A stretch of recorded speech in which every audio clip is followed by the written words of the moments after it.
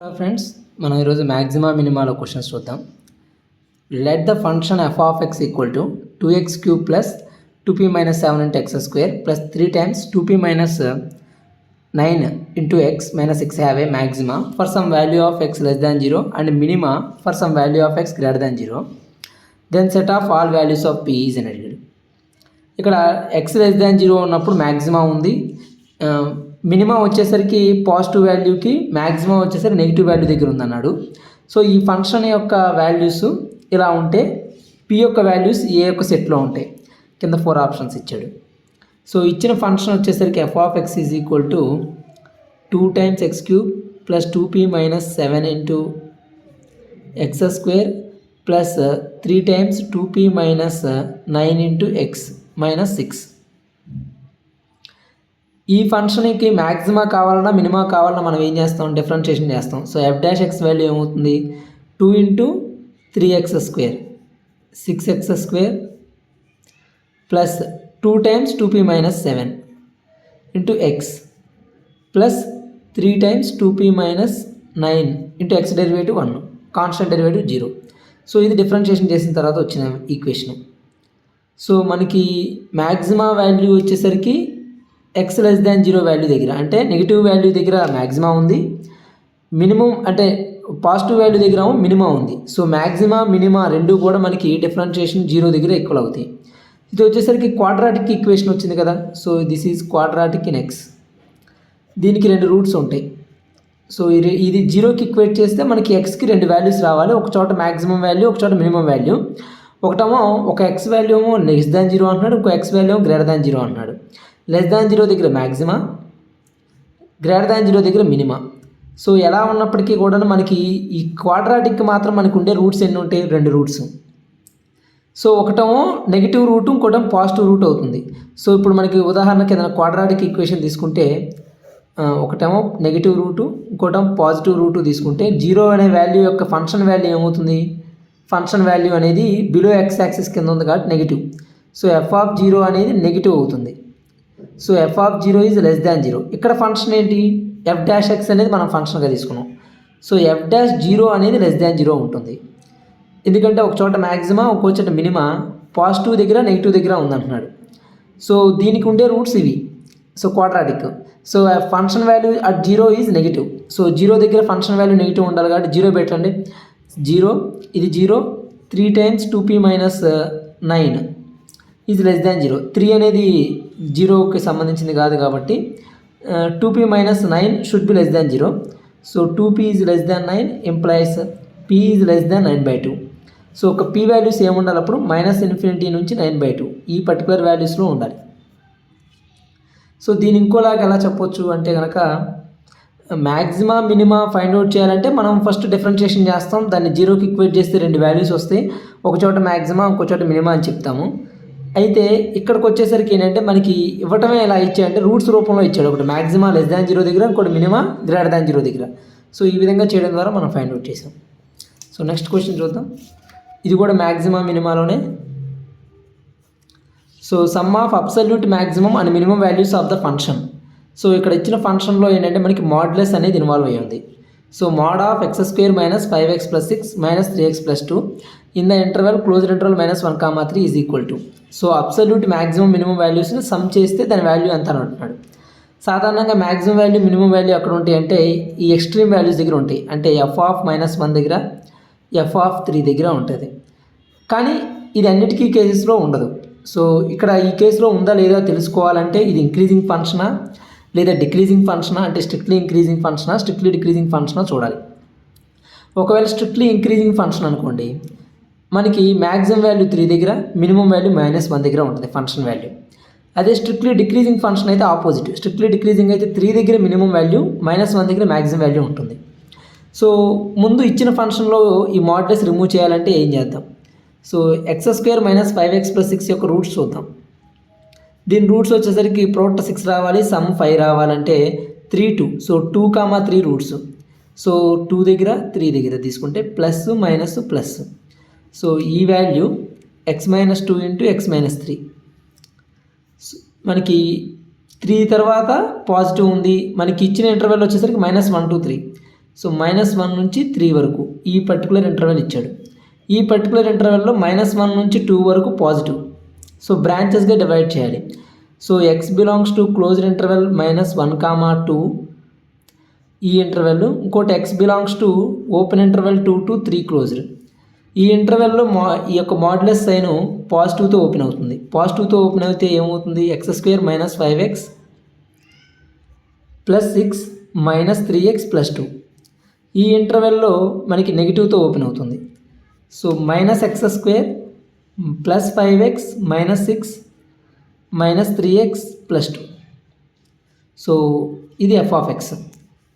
ఇలా 2 బ్రాంచెస్గా ఓపెన్ అయింది f(x) = చూసాం కదా, ఇక్కడ పాజిటివ్ ఉంది, ఇక్కడ నెగిటివ్ ఉంది. సో మాడ్యులస్ వాల్యూ ఈ ఇంటర్వెల్లో పాజిటివ్, అందువల్ల పాజిటివ్తో ఓపెన్ చేశాను. ఈ ఇంటర్వెల్లో నెగిటివ్ ఉంది కాబట్టి నెగిటివ్తో ఓపెన్ చేశాను. సో దీని వాల్యూ ఏమవుతుంది, f(x) వాల్యూ ఇక్కడ రాసేద్దాం. x² - 5x - 3x - 8x + 8. దీని వాల్యూ ఎంత అంటే -x², 5x - 3x + 2x - 6 + 2 -4. So దీని వాల్యూ -x² + 2x - 4. దీని యొక్క maximum minimum value, absolute maximum minimum కావాలంటే డిఫరెన్షియేషన్ చేయాలి. డిఫరెన్షియేషన్ చేద్దాం. సో డిఫరెన్షియేషన్ చేస్తే ఇదేమొస్తుంది, 2x - 8. దీని డిఫరెన్షియేషన్ చేస్తే -2x + 2. సో ఇంటర్వెల్ వచ్చేసరికి -1, 2 క్లోజ్డ్. ఇక్కడ ఇంటర్వెల్ వచ్చేసరికి 2 to 3. సో ఈ ఇంటర్వెల్లో 2x - 8 అనేది ఏ విధంగా ఉంది, పాజిటివ్ వాల్యూస్ ఉన్నాయా నెగిటివ్ వాల్యూస్ ఉన్నాయా చూద్దాం. ఫర్ దిస్ పర్పస్ మనం ఏం చేయొచ్చు అంటే -1, 2 ఇంటర్వెల్లో x ఉంది కదా, సో -1 < x < 2. సో 2తో మల్టిప్లై చేద్దాం. 2తో మల్టిప్లై చేస్తే ఇది 4, ఇది 2. -8 కూడా తీసుకుంటే -10 < 2x - 8 < 4 - 8 అంటే -4. సో ఈ యొక్క ఫంక్షను 2x - 8 అనే ఫంక్షను -10కి -4కి మధ్యలో ఉంది. సో -10కి -4కి మధ్యలో ఉంది. ఈ యొక్క ఫంక్షన్ అంటే డెరివేటివ్ ఎక్కడి నుంచి ఎక్కడ దాకా ఉందో చూద్దాం. సో x బిలాంగ్స్ టు 2, 3 అంటే 2 < x < 3. సో -2x అంటే మైనస్తో మల్టిప్లై చేస్తే ఏమవుతుంది, -4 < -2x < -6. మైనస్తో మల్టిప్లై చేస్తున్నాం కాబట్టి ఇన్ఈక్వాలిటీ చేంజ్ అవుతుంది. +2 చేస్తే -2 < -2x + 2 < -4. So -4 < -2x + 2 -2. సో ఇది వచ్చేసరికి -4కి -2కి మధ్యలో ఉంది. సో -4, -2. సో ఇక్కడ మనకి -10 to -4, -4 to -2 ఉంది. సో ఇది నెగిటివే, ఇది కూడా నెగిటివే. అంటే ఫస్ట్ డిఫరెన్షియేషన్ ఏదైతే ఉందో మనం తీసుకున్న ఫంక్షను, ఒరిజినల్ ఫంక్షన్ ఏదైతే ఉందో దాన్ని 2 ఇంటర్వెల్గా స్ప్లిట్ చేసి ఆ అబ్సల్యూట్ వాల్యూ అంటే మాడ్యులస్ వాల్యూ నుంచి బయటికి తీసుకొచ్చాం. బయటికి తీసుకొచ్చిన తర్వాత దీన్ని డిఫరెన్షియేషన్ చేసాము, దీన్ని కూడా డిఫరెన్షియేషన్ చేసాము. 2 బ్రాంచ్లు డిఫరెన్షియేషన్ చేస్తే 2 కూడా మనకి ఫస్ట్ డెరివేటివ్ <0 వచ్చింది. ఇక్కడ కూడా ఫస్ట్ డెరివేటివ్ మనకి <0 వచ్చింది. 2 కూడా నెగిటివ్ వాల్యూస్నే ఇస్తున్నాయి.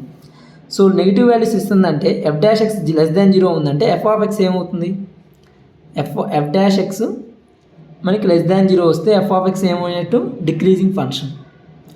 సో f(x) డిక్రీజింగ్ ఫంక్షన్ అయితే మనకి మ్యాక్సిమం వాల్యూ -1 దగ్గర, మినిమం వాల్యూ 3 దగ్గర ఉంటుంది.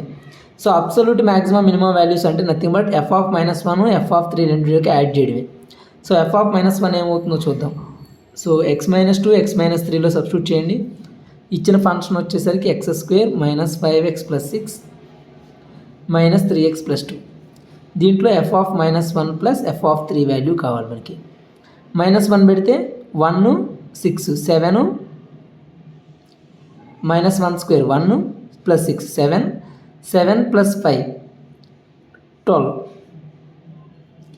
+3 + 2 +5 -1 పెట్టాను. తర్వాత 3 సబ్స్టిట్యూట్ చేయండి. 9 - 3 అనేది రూటే కదా ఇక్కడ, సో 0 వచ్చేస్తుంది.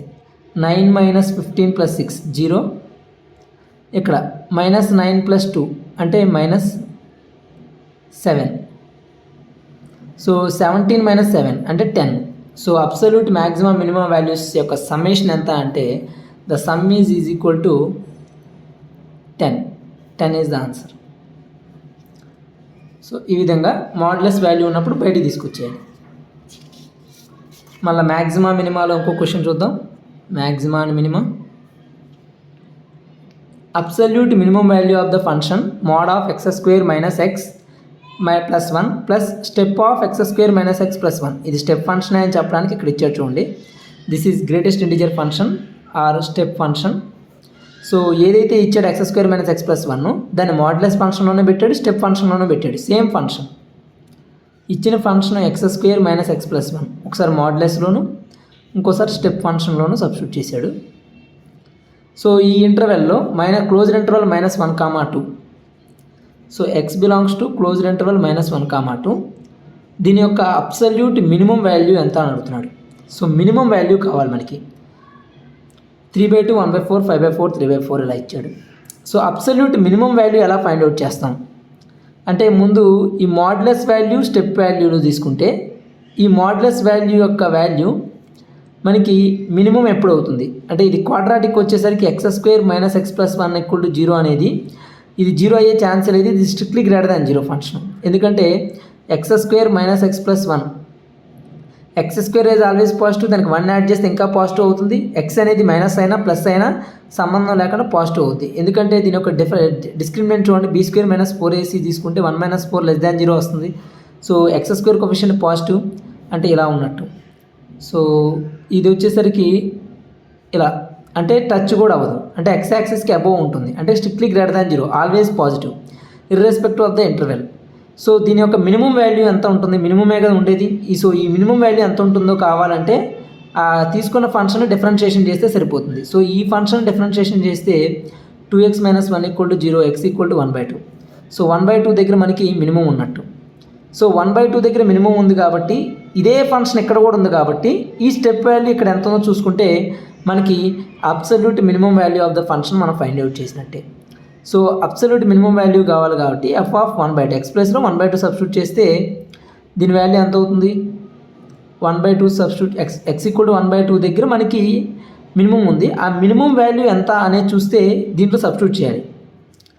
x = 1/2 దగ్గర మినిమం ఉంది. సో x ప్లేస్లో 1/2 సబ్స్టిట్యూట్ చేస్తే మినిమం వాల్యూ వస్తుంది. Value so 1/4 - 1 - 1/2 + 1. సో 1 + 1 - 1/2 1/2 + 1/4 అంటే 3/4.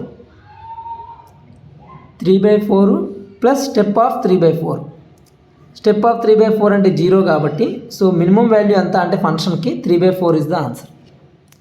సో దీన్ని ఇంకోలాగా ఎలా చెప్పొచ్చు అంటే ఉదాహరణకి ఎగ్జాంపుల్ తీసుకొని చెప్తున్నాను చూడండి. ఇప్పుడు y = x² తీసుకున్నాం. ఇది ఒక parabola,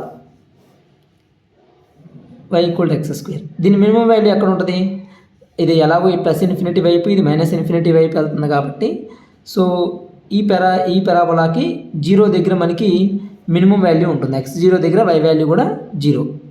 so this is the minimum value y = x²కి.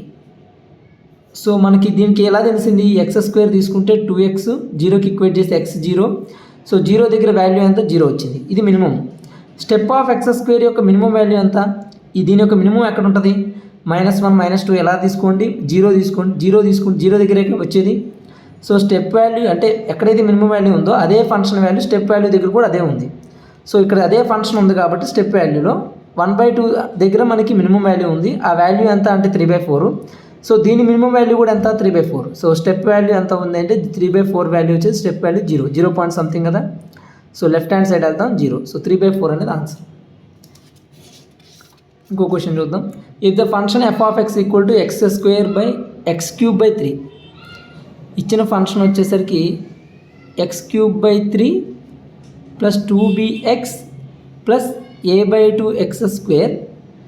ఇంకో ఫంక్షన్ వచ్చేసరికి x³ / 3 + ax + bx². ఇక్కడ ఇచ్చిన కండిషన్ ఏంటంటే a not = 2b. Have a common extreme point. A common extreme point అంటే ఒక కామన్ ఎక్స్ట్రీమ్ పాయింట్ ఉంది. మ్యాక్సిమం అవ్వచ్చు, మినిమం అవ్వచ్చు, ఒకటైతే కామన్గా ఉంది. ఈ యొక్క ఈక్వేషన్కి ఈ యొక్క ఈక్వేషన్ f(x)కి g(x)కి. Then a + 2b + 7 = how much అని అంటున్నాడు.